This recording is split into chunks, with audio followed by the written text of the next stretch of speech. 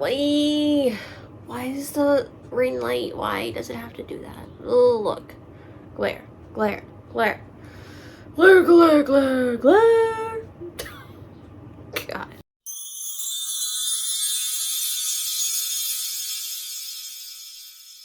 Hi guys, welcome back to my channel. For those of you who are new, hi, hello, my name is Katie, and for those of you who are not new, welcome back. Let's not mind the mug, okay? It's my allergies are kicking my butt. My eyes are watery, so I didn't feel like putting on makeup. No, so you're not getting it today. I apologize if this is the first impression of me that you get. Please click on another video and come back after you see my pretty face.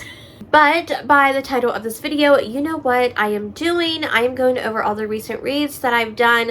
The last one of this that I did was in July, so I should have all of August and September. That should be all of the books.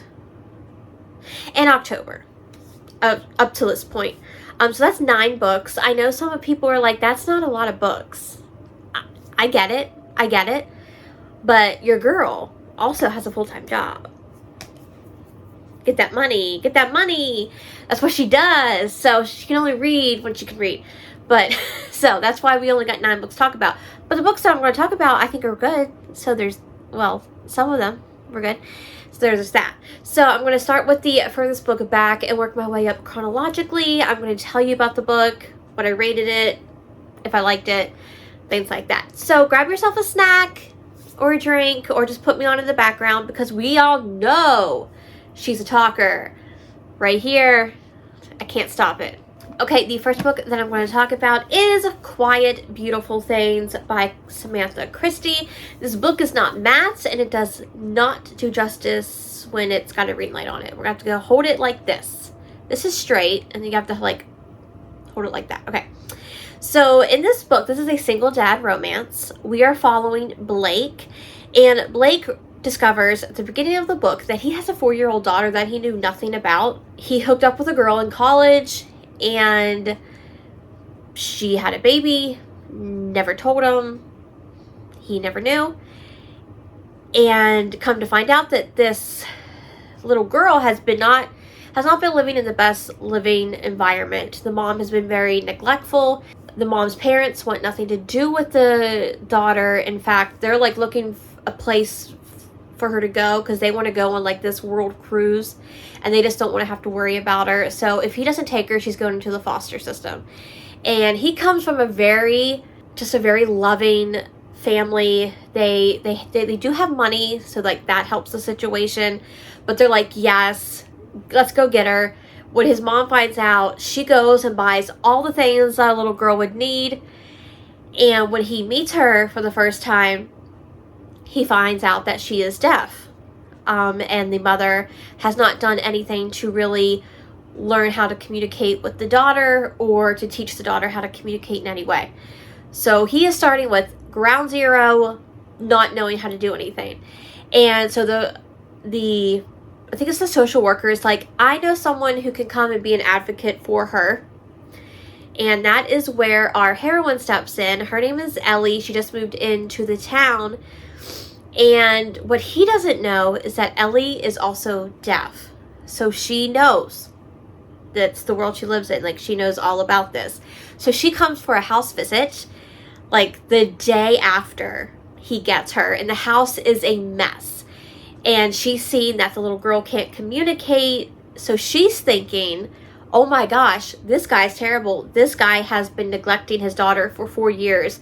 He needs to be taken in. CPS needs to be involved. And he's like, hold your pretty horses. Like, dang girl, hold your horses. I just got this girl yesterday.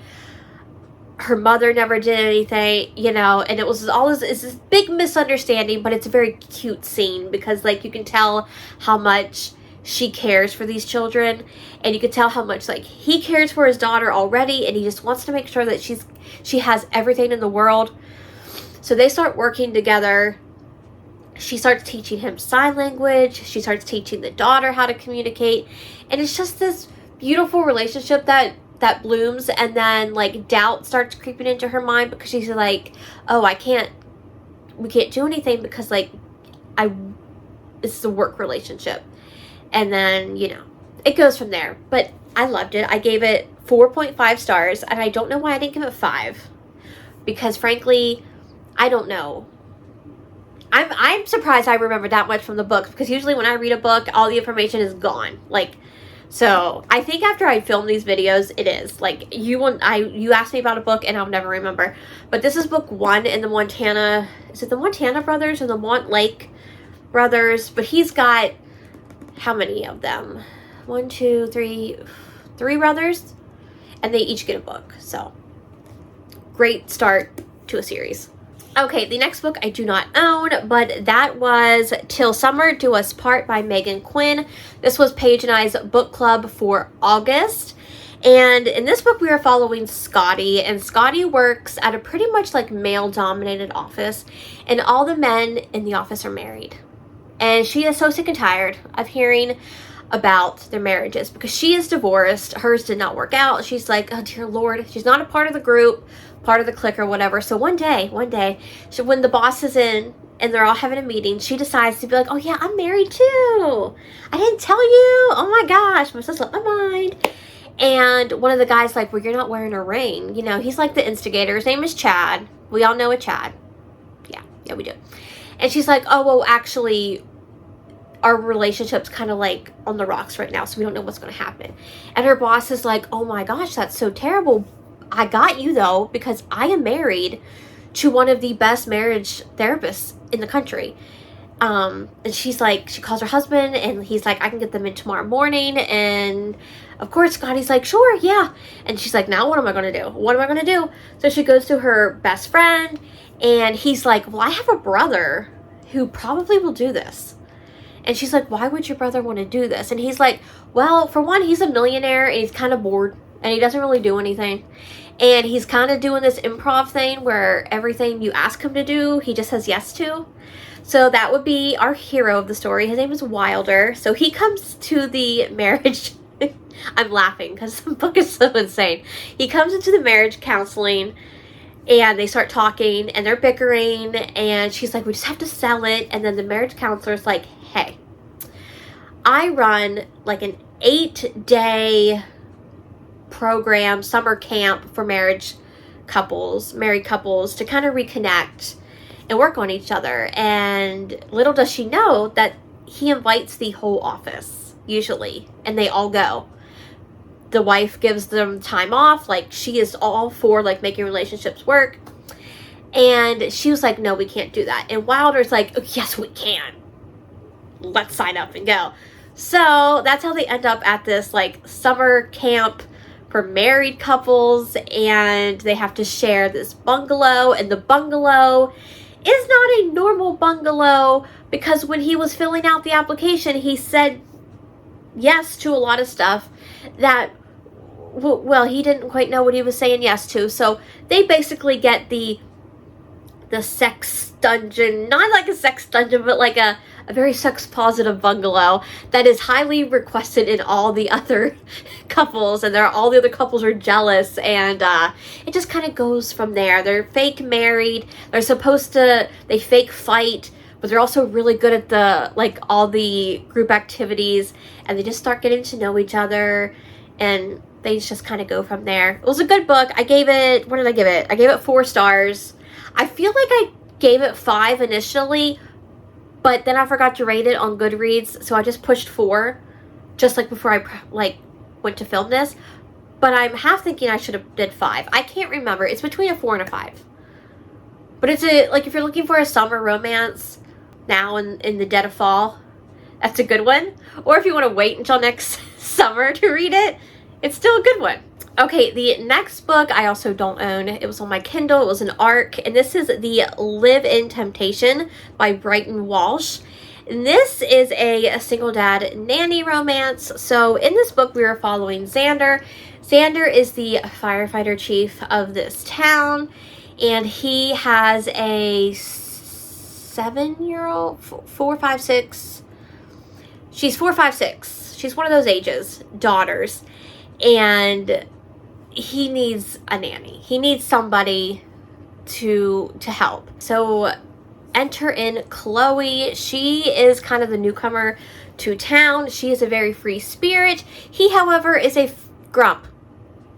We love to see it. We love grump.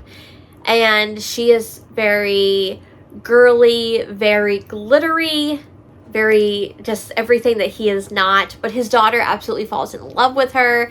And so does he, you know, like, I love this, like, he lets his daughter paint his nails. He learns how to braid his daughter's hair by, like, braiding Chloe's hair and, like, getting hair braiding lessons. I was like, that's so sweet. That's so sweet. So I gave this one 5 stars because, frankly, I fell in love with just the two of them. And sometimes it doesn't have to be, like, a huge thing, and it just is cute, and this was cute, and I loved it. Okay, next book I did not love. This was on my 25 for 2025, and this was highly anticipated. I was like, I'm gonna love this book. You know what? I didn't. I'm so sad. This is The Fall Before Flight by L.M. Halloran. I will keep this book because it's pretty, but I did not like it. I gave it 3 stars, so I guess I should, like, explain myself. So this is a therapist-patient romance, which is fine. Don't care about that. This is single point of view. We only get her point of view. That's where you lost me. I personally need dual point of view. I just need to know what's going on in his mind as well. Because if you're, like, why are you falling in love with your patient? Like, why? I needed more, and this just did not give it to me. But we are following Amelia and Dr. Leo. Amelia had an accident at the beginning of the book, and her twin brother puts her into, like, this very swanky treatment center called Oasis. So it's like, if you've got the money, honey, we can help you. You have your own bungalow on, like, the premises and all that stuff. And she doesn't really quite know why she's there, but she's like, for my brother, I'll do this. And then she starts having therapy sessions with Dr. Leo, and she starts falling for Dr. Leo, and Dr. Leo starts falling for her. And I was just like, okay. I don't know. You can tell. I'm just like, eh. I wanted to love it. I wanted to love this. And I gave it 3 stars. And I don't know. It is what it is. I'm sad. I'm sad. You might like it, though. Some people love this book. For me, it just wasn't it. It just wasn't it. Okay. The next book was Appetite for Innocence, because I needed a thriller, because she put me in a reading slump. Thank you. Okay? So I needed something quick that caught my attention and, you know, kept me going. And Lucinda Berry always does that. So this is a dark, this is very dark, psychological thriller. So check your triggers. I hate when people say that. I'm like, why don't you just give me the triggers? Because they could be spoilers. And I don't want to be the one spoiling you, because I went in this not knowing. Like, I had an idea, but I didn't know for sure. And then I know, and I'm like, woo. So if you need triggers, message me on Instagram and I can give you triggers. But I just don't like giving them because it's a spoiler. Okay? Okay. So we are following, this is told in dual timelines. This is like before and after. Before and after. Before and after what? A fire. That's all I'm going to tell you. And we're getting dual point of views from 2 girls who are in their teens. And so we're getting their point of views before the fire and after the fire. And I will tell you that one of these girls, well, you know, look, I'm going to read the back, and then you're going to have an idea. It says, a serial rapist is kidnapping teenage girls, but he's not interested in just any teenage girls, only virgins. He hunts them by following their status updates and check-ins on social media. Once he's captured them, he locks They're locked away in a soundproof basement until they're groomed and ready. He throws them away like pieces of trash until he's stolen their innocence. Nobody escapes alive until Ella. That's all I'm going to tell you. That's all you really need to know. So I think that gives you an idea of what you're getting yourself into when you read this book. But still, at the end, Lucinda Berry still gives me that, what did I just read? What? What is going on? You know? And I love her for it. I love her for it. If you ever need, just like, if you're looking for a thriller that just needs to, you need to get out of a reading slump and you just need something quick, grabs you, Lucinda's got you. She does. Okay, the next book I read was for the book club with Paige and I, which was our September book, which was a thriller, and that was Look Closer. I think I got rid of the book, so you're gonna have to look at the picture, by David Ellis. This I gave 5 stars. I gave 5 stars. I think this was the first thriller in our book club that I ever gave 5 stars to. So props to all the members of our book club because they chose this book. Because me and Paige obviously cannot choose thrillers. This is told in multiple point of views, and I'm only going to give you like a small, like just a sentence of what this book's about because I can't tell you anything else because it spoils it. You can just don't go in. No, I'm going to tell you this, and this is all you need to know. We are following Simon and Vicky, okay, and we are following them after and before, so it's dual timelines and multiple points of view. We are following them before and after the death of a woman in a very like wealthy neighborhood. Death or murder. Okay? So that's all you need to know. Like you're like, I need more. No, you don't. No, you don't. Just listen, you don't need more. That's it.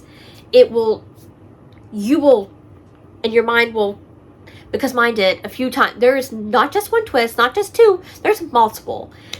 And this book was just so good. So good. 5 stars. Me and Paige loved it. So thank you to our book club members for choosing this one. Okay, the next book that I read was Father Knows Best by Daisy Jane. This was my first Daisy Jane, and I got an ARC for it, so I was like, okay, I got this. This is book 1 in the Family Affair series. So in this book, we're following Avery, her husband, soon-to-be husband, Sutton, and her soon-to-be father-in-law, Gio. So this book does end in an MFM. Just so we're clear on that. And Avery is very much like wanting to explore her sexuality more with her like soon-to-be husband. But Sutton is very straight-laced, very vanilla. Very vanilla. And he even says that. So like, she's like, okay, well maybe like on his, when we're married, he'll want to explore more. Now, mind you, 50% of this book is before they're married, and he has not had a good relationship with his father since he's been a child, okay? Because he believes the stories that he's been told about his father and his man whoring ways after his mom passed, okay? So he finds out in the book that things weren't always what they seemed, about 50%, right before the wedding. So when the wedding takes place, they're going on their hunt, like they're going wedding night. Avery gives Sutton a gift, and he is not excited about this gift. He does not want this gift. It's in the realm of like a sex toy, mind you, okay? And he's like, no, thank you. So she runs out crying. The dad sees her, brings her back to the room. He's like, okay, what's going on? We can't have this on your wedding night. So of course, Sutton, who has basically been like not trusting his father this whole book, decides to like tell him everything that's happening. This is where I get a little lost. And Gio's like, well, I like those things. Now you see where I'm getting at. Okay. So he comes up with an idea to be like, why not I provide that side for Avery? You provide her like the love making side, and I'll provide her with the exploration and doing all the kinky stuff side. And this son just agrees to it. Like, you haven't been talking to your father, like barely. You barely trusted your father up until 50% of the book.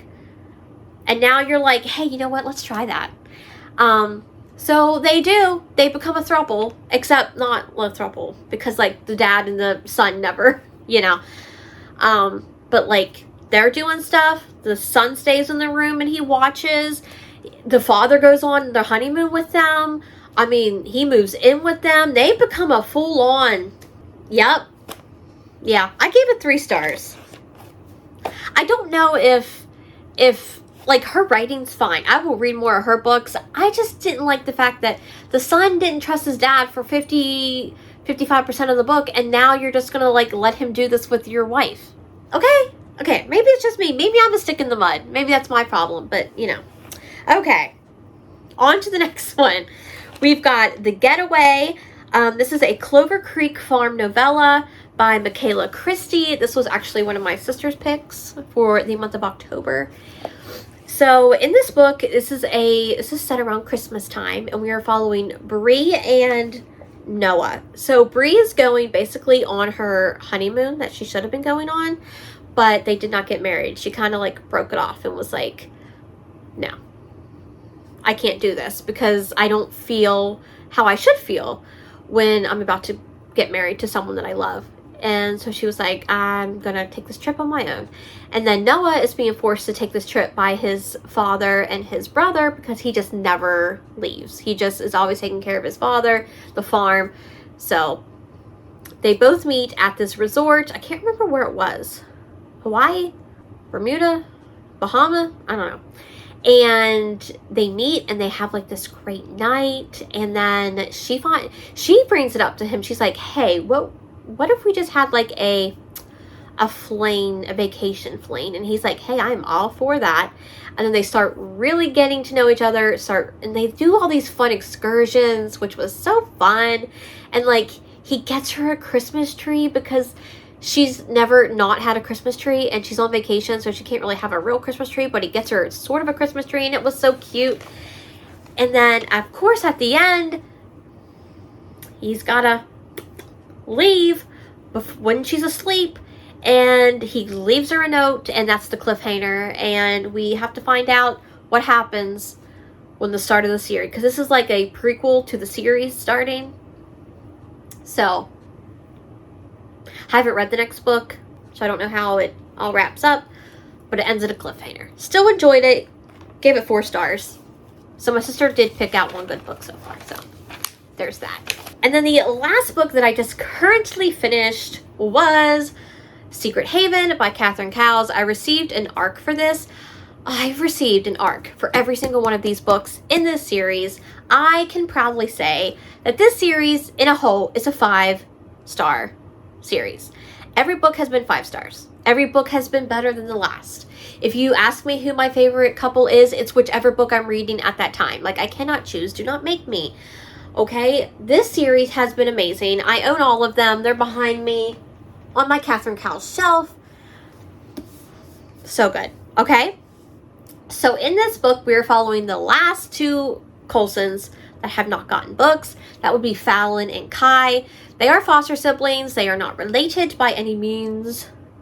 I feel like I need to explain that to everybody in this town, Sparrow Falls, because you just don't get it. This is a marriage of convenience, okay? Catherine has been waiting, and she served it on a silver platter with this book, okay? Like, she's like, you want a marriage of convenience? Ba-bam! There you go. So we are following Fallon and Kai. Something happens in this book where they have to get married. I'm not going to tell you why, because that's a spoiler, but they have to get married. And there have always been inklings of feelings between the two in all the other books. Like, you just know that they care about each other, but we just haven't been able to explore those. But in this book, we explore them. But this is slow burn. Do not think this is a fast, no. She makes you work for it. She makes you beg for it at some points, because I was like, come on, just give it to me. No, ma'am, this is like 60% in, 64%. I think it was like 64% in before anything happened. And I was like, at this point, just give me bread, just give me something. And then she did. And then it was just great. The tropes, of course, we've got like foster siblings. We've got forced proximity, you know, because the marriage of convenience. We've got tattoos. We've got, you know, tattoos of her or ones that remind him of her. Look, and then we've got, of course, all the other people from the family always like giving their 2 cents. We've got the famous Lolly, you know, the grandma who was nothing short of amazing. Like, if I had a Lolly, my life would be complete. I'm just saying, like, I need a Lolly. Like, I love my grandma, but my grandma doesn't go around like eating mushrooms, making special cookies or special cupcakes, or like wearing bedazzled mushroom shirts or bedazzled marijuana shirts. Like, she just doesn't do that. Okay? My grandma's very vanilla, but I love her. But Lolly sounds like a good time, you know? So, in the ending of this book, T. Perfect. Chef's kiss. Had to end that way. No notes. 5 stars. Okay. Those are the books. Those are the recent 9 books that I have read. Let me know if you've read any of these down below, or if you plan on picking them up now that you heard me gush about them and not gush about some of them. I would love to know. Or if you just want to leave me an emoji to let me know that you were here, leave me a bird emoji, because he, in this book, nicknames her Sparrow. So just leave me a bird emoji. If you are new here and enjoyed this video and would like to see more content from myself, be sure to hit that subscribe button. And if you enjoyed this video overall, be sure to give it a thumbs up, because it does help my channel reach more viewers. And I thank you guys so much for that support. My social media is linked down below as always for you guys, my Goodreads and my Instagram, if you want to follow me over there. But I hope you guys are having a great morning, day, or evening, and I'll see you all in the next one. Bye, guys.